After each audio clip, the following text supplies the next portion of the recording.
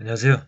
오늘은 조지 소로스의 금융시장의 새로운 패러다임 이 책을 한번 리뷰를 해보도록 하겠습니다. 이 책은 2008년 금융위기 당시에 좀 읽히던 책이었는데요. 조금 낡은 책이라고 볼 수도 있겠죠. 그리고 조지 소로스 자체도 최근에는 투자의 세계에서 그렇게 많이 회자되지는 않고 있습니다.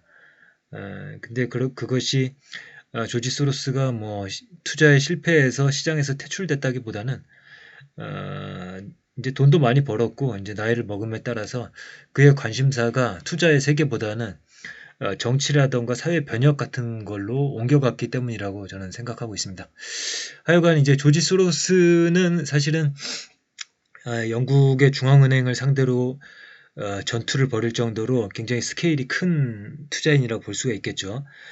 따라서 그가 시행했던 투자 전략이라던가 투자 방법론을 이제 개인이 적용하는 데 있어서는 무리가 있을 것이라고 생각을 하고 있습니다. 다만 그가 시장에 대해서 가지고 있었던 생각, 그리고 경제학을 비롯해서 투자의 세계, 이제 사회과학에 대해서 가지고 있는 그의 견해가 일견 이제 통찰력이 있기 때문에 그 부분에 있어서 배울 것이 있다 이렇게 말씀을 드리고 싶습니다.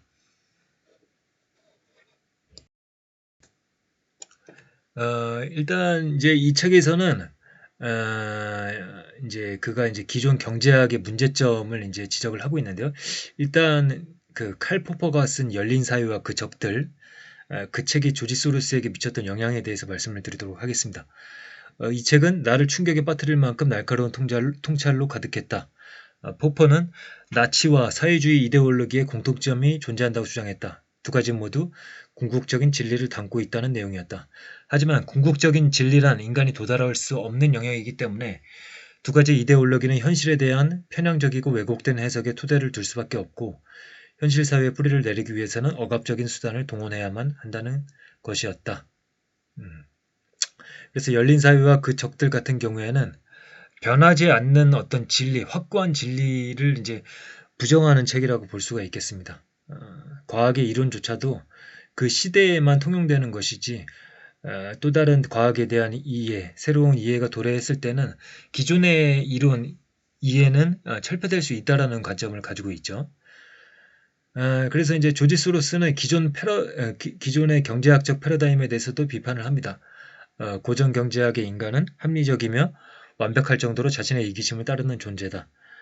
이성 중심의 계몽주의적 세계관, 자연의 법칙을 이해하기 위한 노력은 인지적 기능에 해당된다. 그러니까 이제 자연의 법칙이라는 것은 결국에는 이제 물리학적인 어떤 토대 위에서 우리가 이해를 하지 않습니까?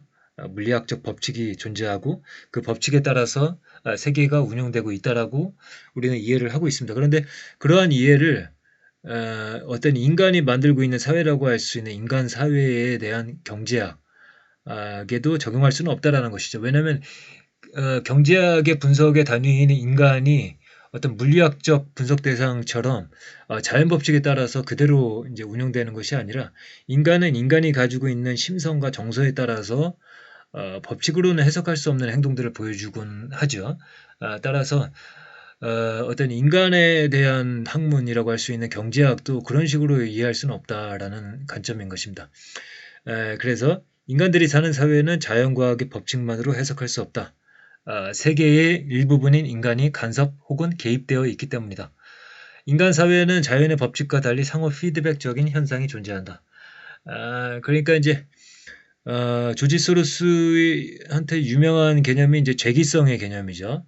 죄기성의 개념인데 조금 이따가도 나오니까 그때 한번 살펴보도록 하죠. 그래서 이제 시장에 대해서 우리가 이해를 한다고 했을 때 인지적 기능과 조작적 기능 이제 두 가지 기능이 이제 작용을 한다라고 조지 소로스는 보고 있습니다. 인지적 기능이라는 것은 무엇이냐면은 투자자들이 지금 현재 시장의 상황을 이해하려고 하는 것을 뜻합니다. 그러니까 말 그대로 시장의 상태를 인지하려고 하는 거죠. 근데 또 하나는 이제 조작적 기능이라고 있습니다. 이것은 시장 참여자들이 자신의 처한 상황을 변화시키려고 한다는 것이죠. 변화시키려고 하거나 혹은 집단으로서 변화를 시키는 것이죠. 그러니까 개미 투자자들 같은 경우에는 개미 투자자들이 서로 연대하지 않는 이상 시장 자체를 의식적으로 변화시킨다고 보기보다는 그들의 집단적인 행동이 결과적으로 변화를 시킨다고 볼 수가 있겠죠. 반면에 조지 소로스가 과거에 영란은행과 싸웠던 그런 싸움을 보면은 조지 소로스는 언론 플레이와 막대한 자금과 동료 헤지펀드들과 같이 행동을 함으로써 시장 전체를 움직일 만한 힘이 있었죠. 그러니까 그 개인, 조지 소로스는 개인 자체가 조작적 기능을 어느 정도 많이 가지고 있었다. 이렇게 볼 수 있겠죠.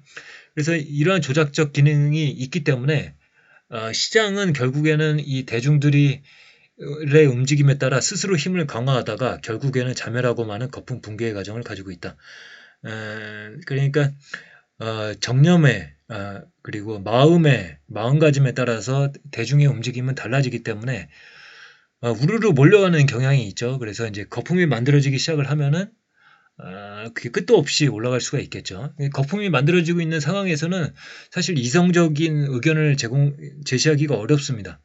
그런 분위기 하에서는 사실은 그런 사람들의 인식 자체를 바꿔놓기 때문에 그때는 이제 뭐랄까요, 차가운 이성을 가지고 있는 사람이 별로 없게 되겠죠. 근데 이제 한 가지 유념할 것은 이렇게 조지 소로스가 설명하고 있는 것들이 어떤 시장에 대한 설명이나 예측을 할 수 있다라고 설명하는 것이 아니라 그냥 인간이 참여자로 관계하는 사건을 이해하는데 개념적인 틀을 제시하고 있다는 것을 유념해야 될 것입니다. 그러니까 이것을 우리가 어떻게 뭐 시장을 활용하는 데 있어서 어떤 또 하나의 법칙을 만드는데 활용하는 지식은 아니라는 거죠. 조지 소로스가 지금 설명하고 있는 지식들의 종류가 말이죠. 그래서 이제 조지 소로스가 2008년 금융위기에 대해서 가지고 있었던 그런 관점을 이렇게 설명을 하고 있습니다. 신자유주의로 각종 규제가 철폐되고 시장이 모든 것을 해결할 수 있다는 시장주의가 창궐했다.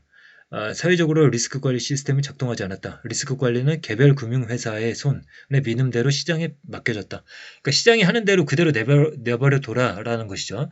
그것에 참혹한 결과가 바로 현재의 서브프라임 사태입니다. 그러니까 어차피 시장은 내버려 두면은 합리적인 사람들이 그 시장을 이끌어가고 있고 그렇기 때문에 시장은 균형을 찾아가기 마련이다. 균형에 대한 믿음으로 금융당국은 자신들의 의무를 내팽개쳤고 여러 가지 과잉을 바로잡는 데 시장 메커니즘을 활용했다. 가격이 불규칙한 흐름을 보이더라도 결국 평균치로 수렴한다는 개념이 최근 사태를 불러온 구조화 파생상품과 투자 행태의 주요 원칙으로 작용한 것이다. 그래서 이제 시장의 이해도 부족이 결국에는 서프라임 2008년 금융위기라는 파국으로 연결되는 그런 상황을 보았습니다. 그리고 이제 이것은 시장 가격과 펀더멘탈에 대한 이야기인데요. 이제 이 부분이 좀 재미있죠. 시장 가격이 소위 펀더멘탈에도 영향을 미친다. 펀더멘탈이란 바로 시장 가격이 반영해야 할 대상이 아닌가. 죄기성 이론이 강조하는 것은 시장 가격이 펀더멘탈에도 영향을 미친다는 것이다. 시장이 항상 옳다는 환상은 시장이 펀더멘탈에도 영향을 줄 수 있기 때문에 생겨난 것이다. 펀더멘탈의 변화는 초기에 자기 강화를 하다 궁극적으로 자멸하는 과정에서 편향된 기대를 더 강화시킬 수도 있다. 그러니까 뭐 이런 거죠. 어떤 회사에 대해서 잘못된, 그러니까 과장된 어떤 홍보라던가 과장된 정보가 퍼졌다고 하죠. 근데 그런 과장된 정보 때문에 그 회사의 주식이 올라갈 수도 있고 그 회사가 모집하는 어떤 자본금이 빨리 모일 수도 있는 거죠. 그리고 과대평가될 수도 있는 거고요. 그런데 그렇게 쉽게 모은 돈이 많아졌다라는 이유만으로 그 회사의 시장 장악력이라던가 투자 설비라던가 이런 데에 좋은 영향을 미쳐서 실질적으로 좋은 펀더멘탈로 영향을 미칠 수도 있는 것입니다. 그러니까 항상 좋은 펀더멘탈을 가지고 있는 것이 좋은 시장 가격으로 연결되는 것이 아니라 펀더멘탈 이전에 시장 가격이 그 펀더멘탈을 좋게 만드는 연결고리가 있을 수도 있다는 것입니다. 그래서 아까 계속 말씀드렸던 시장 참여자들과 시장이 서로 영향을 미칠 수가 있다. 서로 간섭한다. 이런 관점으로 볼 수가 있는 거죠.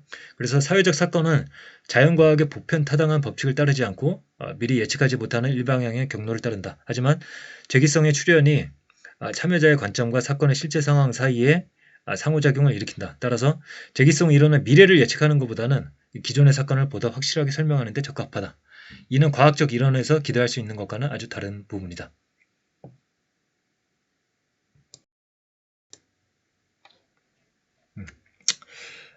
그 다음에 이제 자연 현상과 사회적 사건에 대한 그런 이제 설명이 계속 이어지고 있습니다. 사회적 사건이 자연 현상과는 다른 구조를 가진다는 사실은 널리 알려지지 않았다.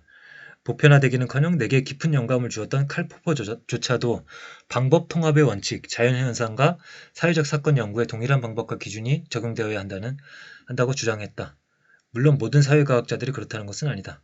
인류학자와 대부분의 사회학자들은 자연과학을 흉내낼 생각조차 하지 않는다. 하지만 자연과학을 모방하려고 하는 학자들에 비해 이들의 영향력은 떨어진다. 그러니까 이제 물리학적인 이론을 가지고선 모든 학문을 통일시키려는 그런 움직임들이 있었죠. 그러니까 과거의 실증주의자들이 그런 이제 움직임을 가지고 있었는데 칼 포퍼도 실증주의를 사실은 어떤 공격하는 그런 학자였지만은 그의 학설은 결국 그 실증주의적 흐름에 다시 포섭이 됩니다. 그러니까 그의 학설을 다 이제 받아들이는 거죠. 그래서 어쨌든 실증주의적 흐름에 있는 것이고요. 그런 실증주의자들은 물리학적 학문을 연구하는 방법과 다른 학문을 연구하는 방법들의 통일을 이제 추구했다. 이렇게 이해를 하시면 되겠고요. 그러나 이제 인간과 관련된 이제 어떤 사회 현상을 분석하는 데 있어서는 실증주의만으로는 부족하다라는 그런 관점을 가지고 있는 학자들도 많이 있죠. 그것에 대해서 이야기를 하고 있는 것입니다. 자연현상의 영역에서는 사건이 사람들의 사건과 독립적으로 발생한다. 그래서 자연과학은 이치에 맞는 확실성으로 사건의 흐름을 설명하고 또 예측할 수 있다. 재귀성은 사회적 현상에 국한된다. 보다 구체적으로 말하면 참여자들이 지식에 기반의 결정을 내릴 수 없는 상황으로 제한된다. 이 때문에 자연과학에는 없는 어려움이 사회과학에 발생한 것이다. 그러니까 이제 어떤 물리학적 방법이나 과학적 방법을 투자의 세계에 적용하는 것은 굉장히 주의를 기울여야 됩니다.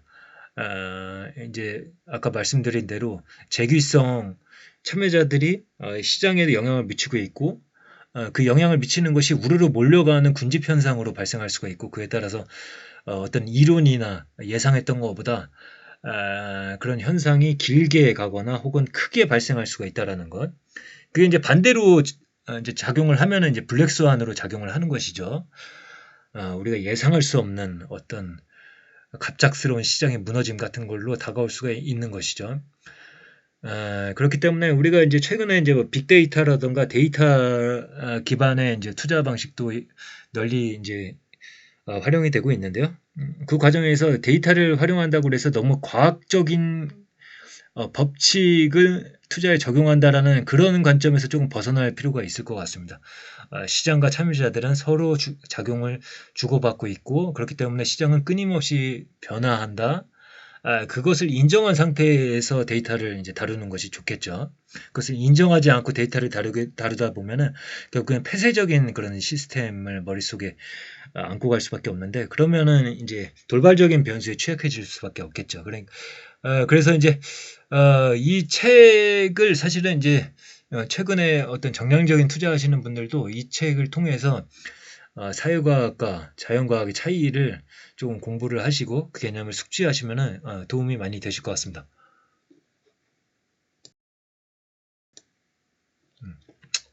그래서 이제 주가는 투자자들의 예상에 따라 결정된다. 예상은 지식으로 볼 수 없다.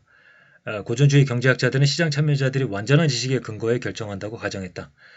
완전 경쟁 이론의 토대가 되는 가정 중 하나가 완전한 지식이다. 이를 기반으로 경제학자들은 수요와 공급 곡선을 만들어냈고 이 곡선이 사람들의 결정을 지배한다고 주장한다. 그러니까 결국엔 주가는 미래에 대한 예상이죠. 투자자들의 예상에 따라서 결정이 되는 건데 그것을 예상은 지식으로 볼 수가 없다라는 것이죠. 근데 지식이 결핍된 부분을 결국에는 인간은 무엇으로 채우느냐 했을 때 경험과 본능, 감정 그리고 사회적 간섭과 오해를 기초로 한 추측으로 채워 넣을 수밖에 없다는 것입니다.